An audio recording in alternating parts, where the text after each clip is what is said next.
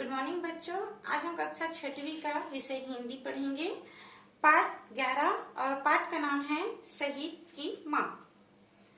इस पाठ में राम प्रसाद बिस्मिल जी हैं जो एक क्रांतिकारी थे और काकोरी नामक स्थान पर रेलगाड़ी पर सरकारी खजाना लूटा था। सरकारी खजाना लूटने के कारण उनको फांसी की सजा दी गई थी।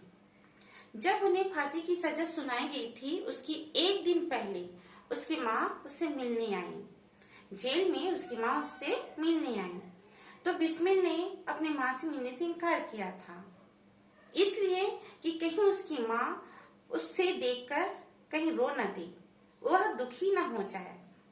फिर जेलर के समझाने पर जब राम प्रसाद बिस्मिल जी अपनी माँ से मिलने के लिए तैयार हुए तब वह अपने माँ से मिला और माँ को देखते ही और माँ अपने बेटे को देखते ही वह दोनों द्रवित हो उठे, दोनों ही रोने लगे। तब राम प्रसाद बिस्मिल ने अपनी माँ को समझाते हुए कहा, तुम क्यों रो रही हो माँ? तो उसकी माँ ने कहा, मैं रो नहीं रही हूँ, यह तो मेरी खुशी के आंसू है। जिस संतान को मैंने जन्म दिया, पाला पोसा, आज वही संतान देश के लिए अपने प्राणों का, अपने जीवन का बलिदान देने जा रहा है, तो यह मेरे लिए गौरव की बात है।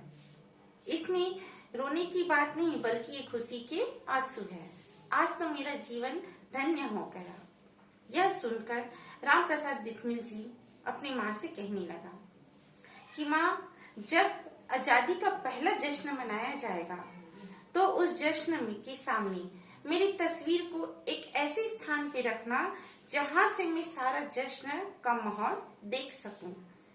उस तस्वीर के माध्यम से सारे जश्न का माहौल को मैं देख सकूं, लेकिन मेरी तस्वीर को कोई भी ना देख सके।